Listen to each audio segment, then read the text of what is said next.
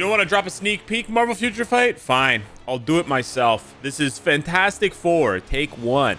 This is going to be the boy, the kid, the flame. One shot? Yeah. Tier 4, stage 64, one shot. Pretty sure he could one shot this at level 80. Just wanted to make sure he can still one shot it at tier 4. The video is going to be going through 2 members of the Fantastic Four, Human Touch and Invisible Woman in PvE, and just getting a handle on what they can do ahead of schedule. So we're gonna juice this up and then crank it and see. I think my Judgment proc did not activate, so it's like super cool.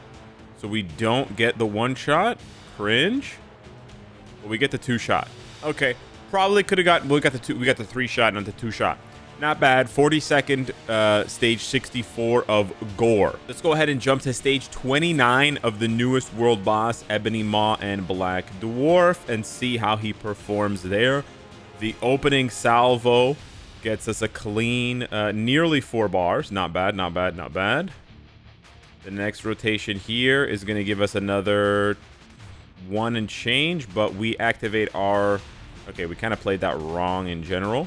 We activated our Judgment proc way too early, and we also missed the buff. So we're going to play this a little bit more carefully here. The damage is very good, though. I can tell because we are 30 seconds in, and we already have almost 10 bars. So he's definitely juiced up enough to take this down, but we want to make sure... screw it. Just go for it. I think I didn't trigger my Judgment proc again. Or did... No, I did. I did. We're just going to spam to make sure we build up the tier 4 skill. We're going to get out of the way. Oh, he actually didn't take that much damage from that jump. That's a 3 shot. That's not bad, actually. That's not bad. Unless it deals a percentage of HP, then it's always the same. Here we're going to pop 7 and then go. Nice heal there. Pretty good.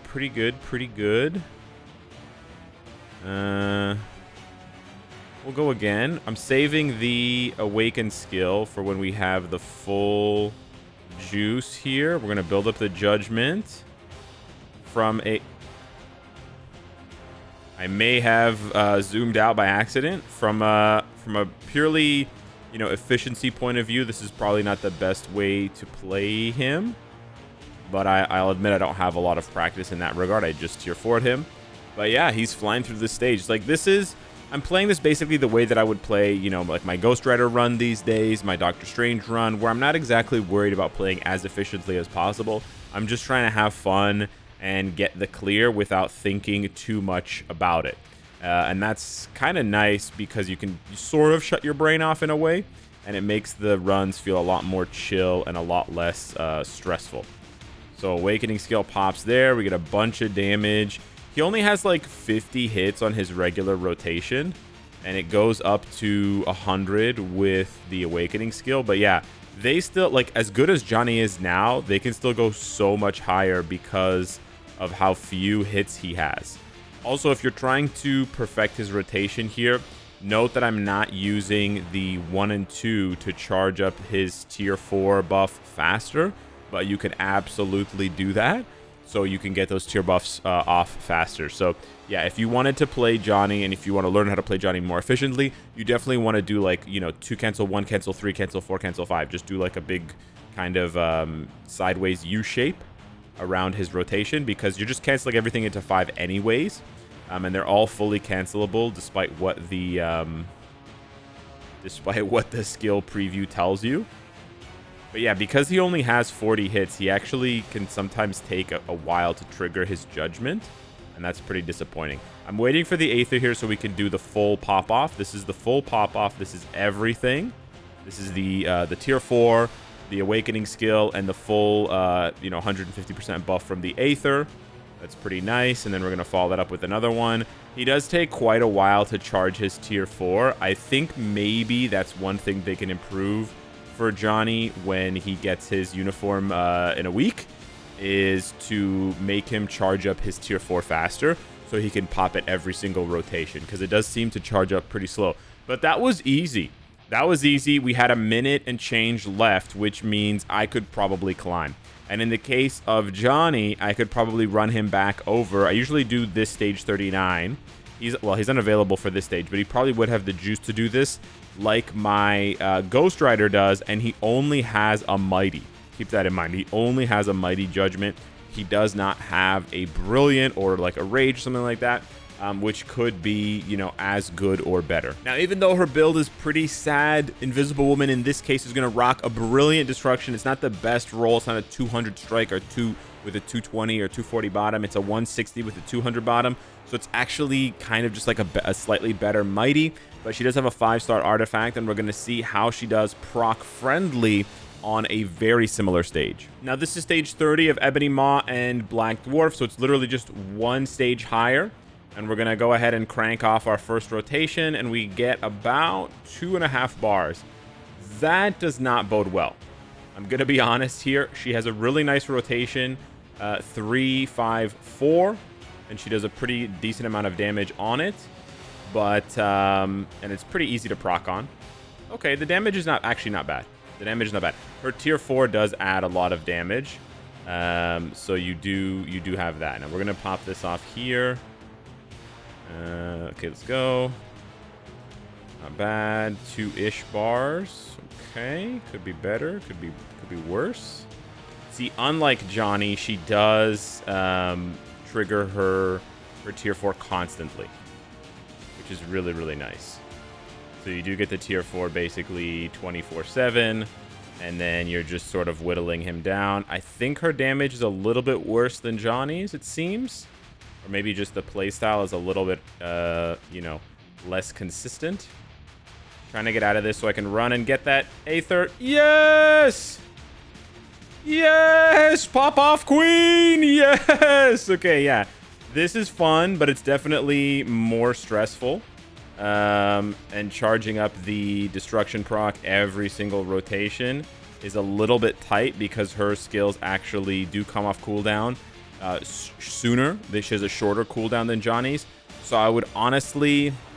I'm not really liking Destruction right now. It might be the best play for her for a proc, but I think I would probably prefer Energy with just all attack, all defense or something like that.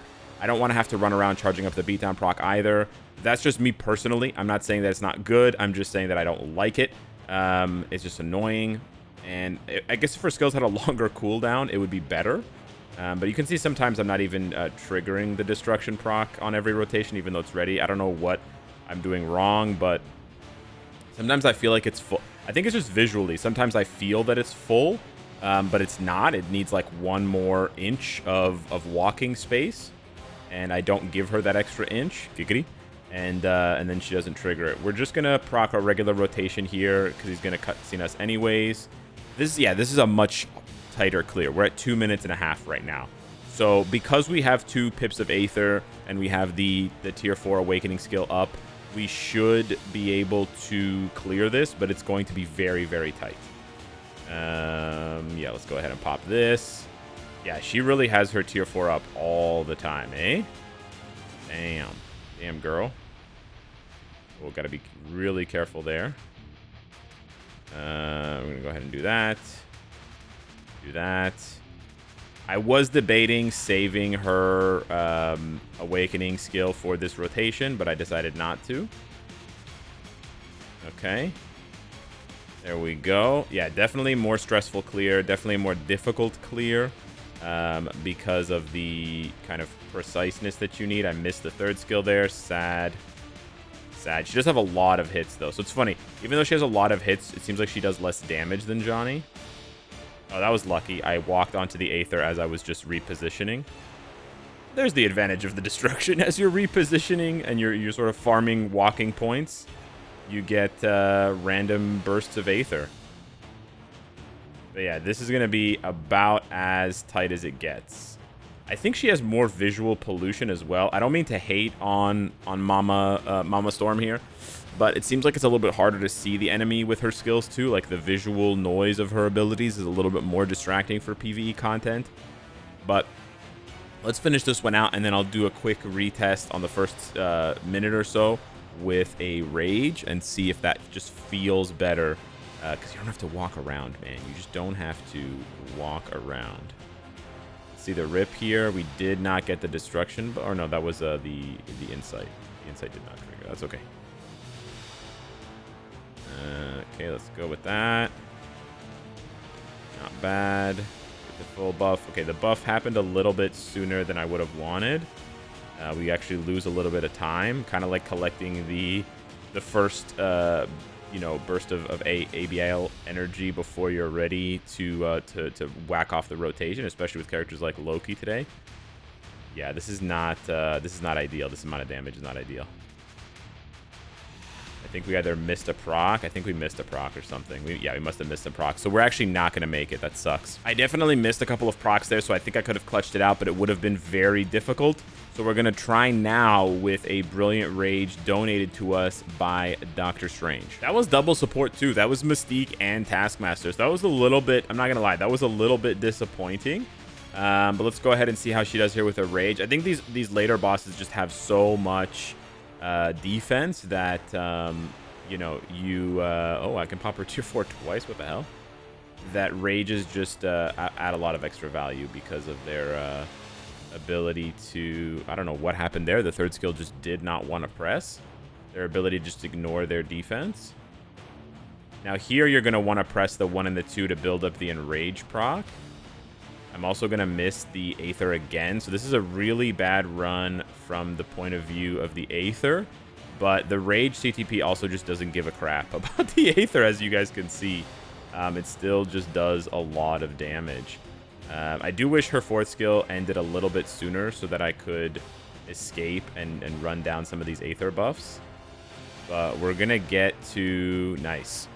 Nice. So this is a better rolled Rage. See, wow, that did so much damage. So not only... Man, does Nick Fury have defensive buffs? I know he has a bunch of offensive buffs, but I don't think he reduces damage from villains. Because that was crazy. Johnny is tankier, it seems, than Sue. And he does more damage? Bruh. My girl needs some buffs, man.